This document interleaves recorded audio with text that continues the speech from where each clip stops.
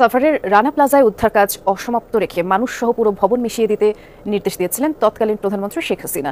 তাজরিন ফ্যাশনে পড়ে যাওয়া মরদেহ পুলিশের মাধ্যমে গুম করানোর নির্দেশ তিনি দিয়েছিলেন। এই দাবি ওই সময় নবম পদাতিক ডিভিশনে জিওসি থাকা অবসরপ্রাপ্ত লেফটেন্যান্ট জেনারেল চৌধুরী হাসান সারওয়ারদের 9 মাস কারাগারে থাকার পর সম্প্রতি মুক্তি পেয়ে তিনি কথা বলেছেন যমুনা টেলিভিশনের সাথে। 11 বছর আগের ভয়ঙ্কর একদিন 24 এপ্রিল।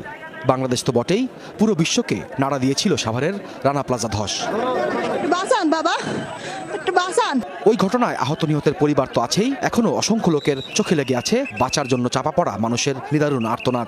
এক ফোঁটা পানি কিংবা একটু অক্সিজেনের জন্য সেই কাকতি কানে বাজে এখনো। আমার একটা ছেলে একটা মেয়ে, আমি বাঁচতে চাই বাবা, আমাকে বাঁচাও তোমরা। 1136 জন নিহতের ওই মর্মান্তিক ঘটনায় জীবিত উদ্ধার করা হয়েছিল 2438 জনকে। উদ্ধার কাজে সার্বিক তদারকির দায়িত্বে ছিল সেনাবাহিনীর নবম পদাতিক ডিভিশন, যার প্রধান ছিলেন সাভারের জেনারেল অফিসার কমান্ডিং বা জিওসি তৎকালীন মেজর জেনারেল চৌধুরী হাসান সারওয়ারদি। 2023 সালের অক্টোবর থেকে কারাগারে থাকা সাবেক এই এসএসএফ প্রধান মুক্তি পান গত 6 আগস্ট। তার দাবি, রানা প্লাজা নিহতের সংখ্যা কম দেখাতে নির্দেশ দিয়েছিলেন সাবেক প্রধানমন্ত্রী শেখ হাসিনা। উদ্ধার করার সময় এক পর্যায়ে প্রধানমন্ত্রী আমাকে নির্দেশ দিলেন যে অনেক তো উদ্ধার হলো, এবার চাপা দিয়ে দাও এবং এই কাজটা বন্ধ করা যায় কিনা। আমি বলেছি অসম্ভব, এখানে হাজার হাজার জীবিত মৃত মানুষ আছে, আমি উদ্ধার করছি আপনার কথা বলে যে আপনি নির্দেশ দিয়েছেন জীবিত কিংবা মৃত ব্যক্তি, শেষ ব্যক্তি উদ্ধার না হওয়া পর্যন্ত এই অভিযান চলবে, আমি এখান থেকে যেতে পারি না। তিনি বললেন স্পেকট্রা গার্মেন্টস নামে একটি গার্মেন্টস পূর্ববর্তী বিএনপি আমলে ধ্বংস হয়েছিল এবং সেটাতে মানুষ চাপা দেওয়া হয়েছে, কাকে উদ্ধার করা হয়নি। রানা প্লাজা থেকে 17 দিন পর জীবিত উদ্ধার হন রেশমা।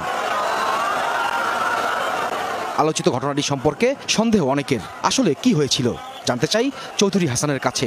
তারপরে অনেক কথা হয়েছে, সংসদে এটা নিয়ে প্রতিবাদ করা হয়েছে, কিভাবে উদ্ধার হলো, কি হলো, এটা জানতে চাওয়া হয়েছে। আমার কথা হলো, আমি নিজে এবং অন্যান্য সংগঠন থেকেও বলা হয়েছিল এটার বিচার বিভাগীয় তদন্ত করা হোক। অনেক টেলিভিশন নিউজ মিডিয়া সেখানে গেছে, আমার থেকে ইন্টারভিউ নিয়েছে, মেয়েটির সাথে কথা বলেছে, সে ওয়েস্টার্নে চাকরি করতো পরে, কিন্তু সেটা প্রচার করেনি। আমার কথাও না, তার কথাও না, গন্ডগোলটা কোথায়? 2012 সালের নভেম্বরে তাজরিন ফ্যাশনের আগুনে অঙ্গার হন 117 পোশাক কর্মী, আহত হয়েছিলেন 200। হাসান সারওয়ারদি দাবি করেন, তাজরিনের ঘটনার সময়ও তাকে আইনসিদ্ধ নয় এমন নির্দেশনা দিয়েছিলেন সাবেক সরকার প্রধান। আমাকে নির্দেশ দিলেন প্রথমত সেনা সদর, পরে আমাকে বলা হলো প্রধানমন্ত্রী নিজে কথা বলবেন। তিনি বললেন এই লাশগুলোকে পুলিশকে হ্যান্ডওভার করে গুম করে ফেলতে হবে। আমি বলেছিলাম কেন? প্রধানমন্ত্রী আমাকে জানালেন যে পরের দিন এই লাশ নিয়ে বেগম খালেদা জিয়া বিএনপি মিছিল করবে, লাশের মিছিল, রাস্তাঘাট বন্ধ করবে, সরকার বিরুদ্ধে আন্দোলন শুরু করবে নতুনভাবে। এরকম আরও অনৈতিক নির্দেশনা অমান্য করায় তিনি আওয়ামী লীগ সরকারের অপ্রিয় পাত্রে পরিণত হন বলে দাবি ন্যাশনাল ডিফেন্স কলেজের সাবেক এই কমান্ড্যান্টের।